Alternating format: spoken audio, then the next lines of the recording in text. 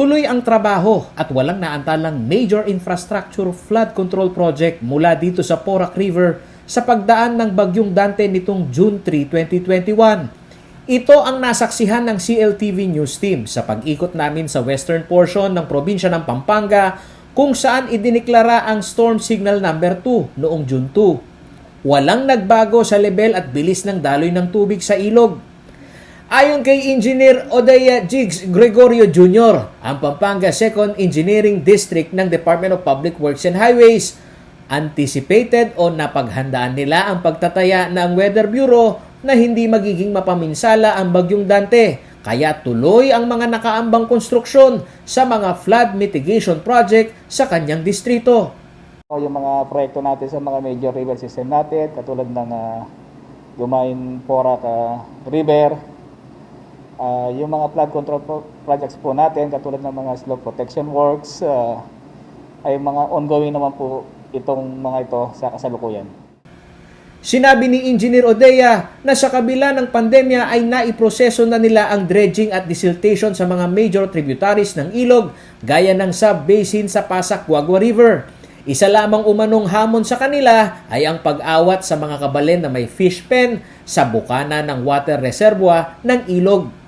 Yung mga fish pen, as long as hindi nakakaano sa ating mga main waterway, kailangan po yung mga fish pen natin, huwag po nating i-construct na ma-obstruct yung flow of water.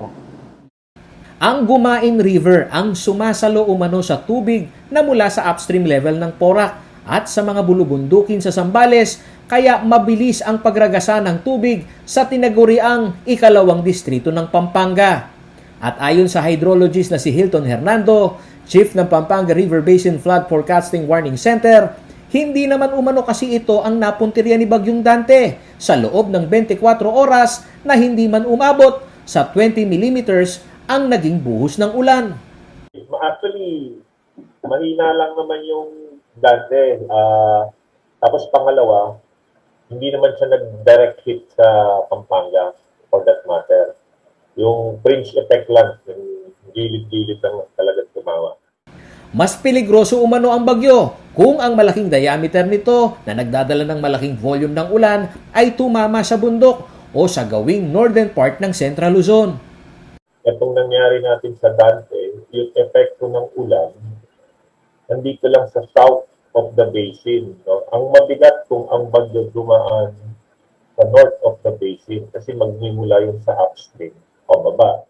Bilang hydrologist, rekomendasyon niya sa mga lokal na pamahalaan sa pagsasagawa ng flood control project ay mapagkaisahan ang river and water resources management. Punto niya, hindi lamang dapat ang pagpapabuti ng daloy ng tubig baha ang maisaalang-alang ng mga magkakatabing bayan sa Central Luzon, kundi pati na ang water reservoir tuwing tag-ulan. Marami pa dapat na mga ganyan, yung mga water impounding projects. Kasi marami rin kasing tubig ang nasasayang. No? Kaya mas maganda kung meron pang paraan. Gaya niyan, kung bumagyo man, kuminsan, tapon na lang ito sa dagat. River and Water Resources Management. Dito umano kailangang maging mulat ang local government unit na hindi kailangang magkanya-kanya ng proyekto na iniiwasan lamang ang pagbaha. Dahil ang isa rin sa dapat bigyan ng halaga ngayong ramdam ang climate change ay ang supply ng tubig, lalo na sa mga lupaing agraryo. Tanging ang Pantabangan Dam at Angat Dam lamang umano ang malaking pasilidad ng water reservoir sa Central Luzon. At dito, hindi lamang ang mga taga Central Luzon ang nakikinabang, kundi ang mga taga National Capital Region o NCR. Unang-una yung mga dam, hindi lang yan nakakatungkol sa power, irrigation, and domestic water supply. Ang pang-apat na function niyan is flood mitigation. Paolo G. Santos, CLTV News.